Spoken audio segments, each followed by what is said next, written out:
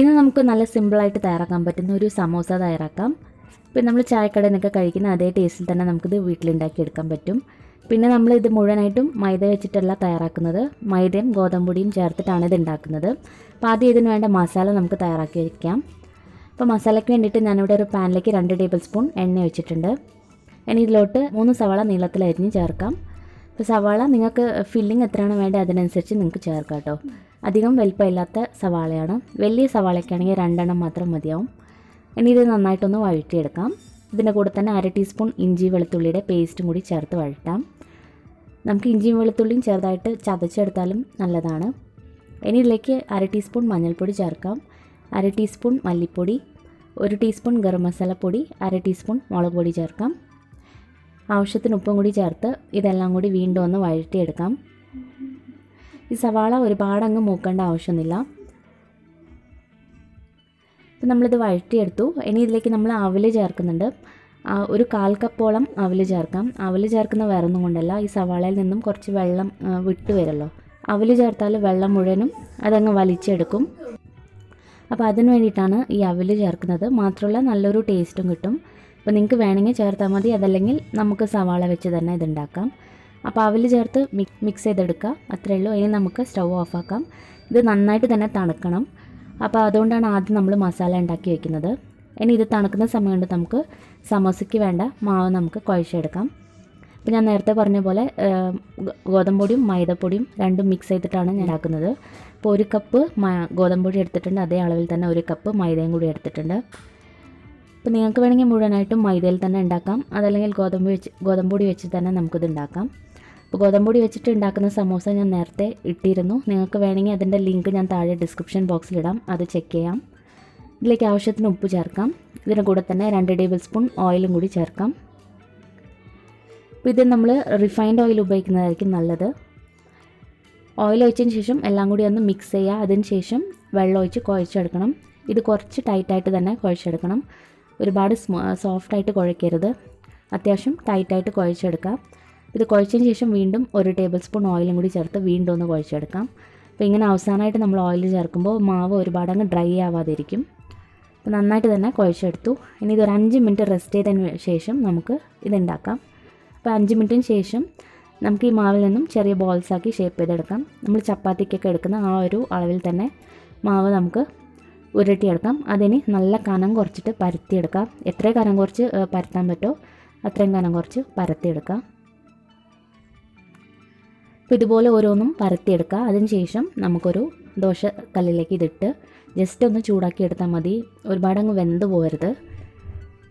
കുമ്പള പോലെ വരുന്ന കാണാം, അതിൻ്റെ ഉള്ളിൽ തന്നെ നമുക്കിത് എടുക്കണം. അപ്പോൾ ഇതുപോലെ ഓരോ ഷീറ്റും ഞാൻ ദോശക്കല്ലിലിട്ടിട്ട് നന്നായിട്ടൊന്ന് ചൂടാക്കി എടുത്തിട്ടുണ്ട്. അപ്പോൾ ഒരുപാടങ്ങ് വേവിക്കരുത് കേട്ടോ. ഇങ്ങനെ നമ്മൾ ഷീറ്റ് ചെയ്യുമ്പോൾ വളരെ എളുപ്പമാണ്. ഇനി നമുക്കിത് കട്ട് ചെയ്തെടുക്കാം. അപ്പോൾ നമുക്കൊരു കത്തി വെച്ച് കട്ട് ചെയ്യാം, അല്ലെങ്കിൽ ഇതുപോലത്തെ പിസ്സ കട്ടർ വെച്ച് കട്ട് ചെയ്യാം, അല്ലെങ്കിൽ സിസർ വെച്ച് കട്ട് ചെയ്താലും മതി. ഇത് നടുക്കായിട്ട് ഇതുപോലെ കട്ട് ചെയ്യാം.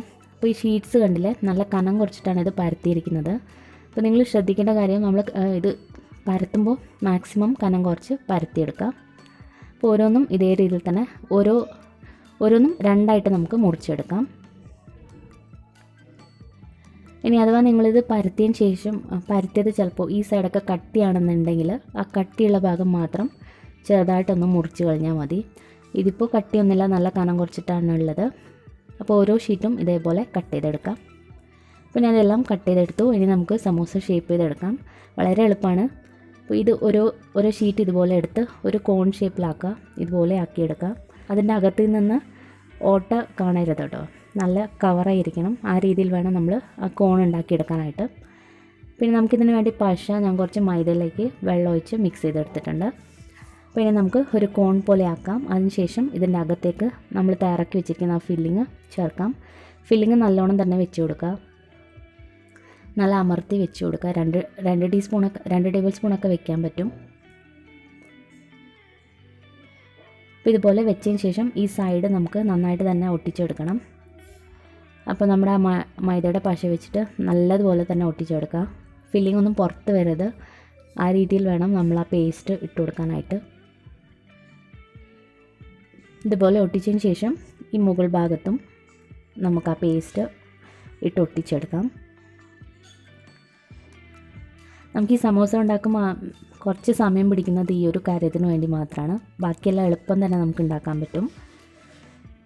അപ്പോൾ ഇതുപോലെ പേസ്റ്റ് നന്നായിട്ട് ഇട്ടതിന് ശേഷം പതുക്കെ ഒന്ന് ഒട്ടിച്ചു കൊടുക്കാം.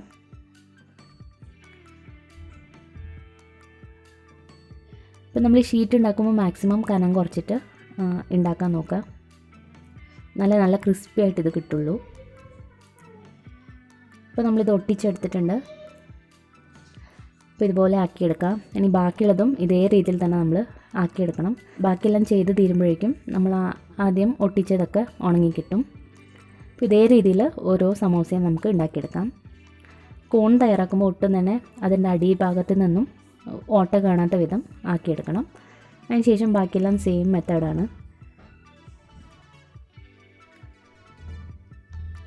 അപ്പോൾ നമ്മളിതെല്ലാം ഉണ്ടാക്കിയെടുത്തു. അപ്പോൾ ഇത് അത്യാവശ്യം നന്നായിട്ട് തന്നെ ഒട്ടിപ്പിടിച്ചിട്ടുണ്ട്. അപ്പോൾ നമ്മളിത് ആദ്യം ചെയ്ത് വെച്ചതാണ്. ഇപ്പോൾ കണ്ടില്ല, നന്നായിട്ട് തന്നെ ഒട്ടിപ്പിടിച്ചിട്ടുണ്ട്. ഇതൊട്ടും തന്നെ ഇപ്പോൾ വിട്ട് വരില്ല. അപ്പോൾ നമുക്കിനി വറുത്തെടുക്കാം. അപ്പോൾ എണ്ണ ചൂടായിട്ടുണ്ട്. ഇത് മീഡിയം ഫ്ലെയിമിലിട്ടിട്ട് നമുക്ക് വറുത്തെടുക്കാം. ഒരുപാട് എണ്ണ ചൂടാക്കണ്ട, മീഡിയം ഫ്ലെയിമിലിട്ടിട്ട് നമുക്കിത് വറുത്തെടുക്കാം. അപ്പോൾ ഓരോ സമോസയും ഇട്ട് കൊടുക്കാം. ഒരു സൈഡ് ആയതിനു ശേഷം തിരിച്ചിട്ട് കൊടുക്കുക. ഇപ്പോൾ നല്ല ക്രിസ്പി ആയിട്ടുണ്ട്. ഇനി നമുക്ക് എണ്ണയിൽ നിന്നും കോരിയെടുക്കാം. ഇപ്പോൾ ബാക്കിയുള്ള സമോസയും ഇതേ രീതിയിൽ തന്നെ നമുക്ക് ഫ്രൈ ചെയ്തെടുക്കാം.